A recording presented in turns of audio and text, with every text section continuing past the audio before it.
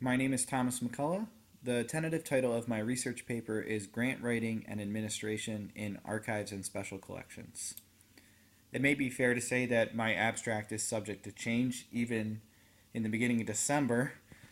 However, the general focus of my study up until this point has been the intersection of grants and leadership in an archival setting. You'll see from this full abstract that I reference several role or value statements, both from the Academy of Certified Archivists and the Association of College and Research Libraries, because both of which draw attention to the significance of possessing the knowledge and skills to identify and seek out sources of funding in order to support archival work.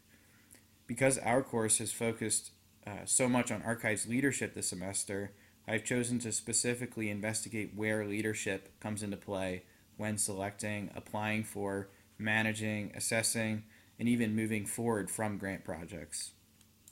Fortunately, there's a relatively strong foundation of literature about grants and other means of funding in an archival setting. These include case studies such as Colleen Bradley Sanders' discussion of processing grants and the effect that they had on the Brooklyn College archives. Another very useful body of literature is available in the form of white papers. These are essentially after action reports that rehash an entire project application, but they describe the processes that took place after a grant was awarded. Lessons learned might be included in that, challenges or issues that prompted new directions, a need to roll off project staff earlier than anticipated, a reshuffling of the order of phases, potential new directions or new opportunities that presented themselves as a result of the funding. We also have to consider instructional guides for grant writing, evaluation, and administration.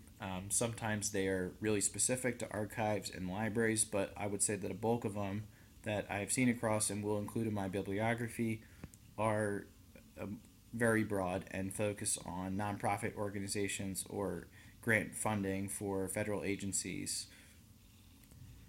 Project summaries are also very useful for seeing the different styles and angles taken by institutions in advocating for their projects.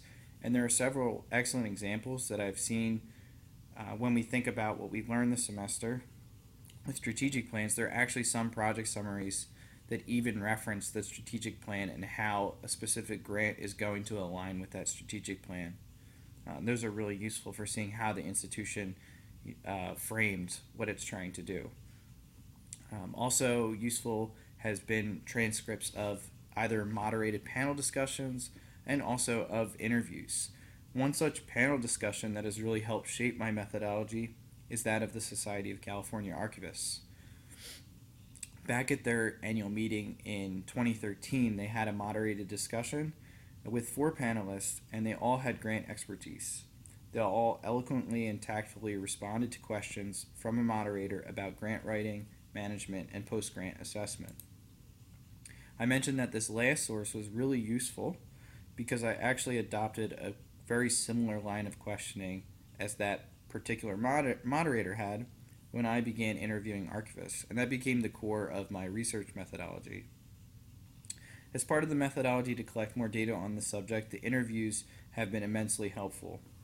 At the same time, with close to 2 hours, in fact more than 2 hours of interview content, I'm still trying to make sense of everything that was said and truly evaluate how it connects to and diverges from pre-existing literature on archives and grants. As it concerns methodology, I don't find that the interviews lend themselves well to extreme coding efforts. Collectively, as I'll make reference to on the next slide, there are some patterns that have emerged, both in terms of the statements made in interviews and then also the claims made in archival literature. Other methodological approaches have included a critical reading of the white papers from funded projects, and particularly those from the National Endowment for the Humanities and other organizations wherein white papers are often a requirement. Also worth mentioning is that I've done some rudimentary data analysis, primarily statistics based on public information from various agencies. For example, if one looked at all the digitization grants awarded by the Council on Library and Information Resources in 2018, they would find that approximately 47% of the awarded projects emphasized either inclusivity or marginalized or underrepresented communities. Now, findings like this are perhaps very simple, but they're important when one considers how archives leaders need to think about grants and maybe how grant initiatives, there's an opportunity for archives leaders to tie them into outreach, to tie them into community engagement or advocacy. At this point in my research paper, I'm not really at a juncture where I have significant findings. It's right now there are more themes that are really present in the different interviews. I'm still trying to digest them, but some of the major themes that have come up through these interviews that do tie into leadership and do tie into the administrative structure that's necessary for grants to be prosperous. Several interviewees discussed the significance of aligning grant projects with an institutional strategic plan. And they basically said, don't just apply for funding because it's there. Several interviewees discussed the significance of being innovative as part of a grant initiative.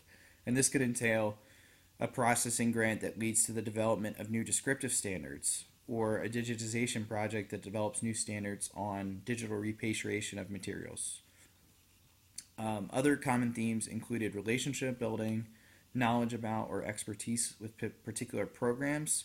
For example, bringing someone on your staff or recognizing that someone on your staff has been a grant reviewer in the past for a particular agency. Other major themes discussed were human resources, what it takes to bring someone on staff or a new project staff, and how an archives leader needs to interact with temporary staff or project staff. And another major theme when we consider working with new staff members, this was present throughout all of the interviews, was collaboration. And it's not just collaboration with other institutions.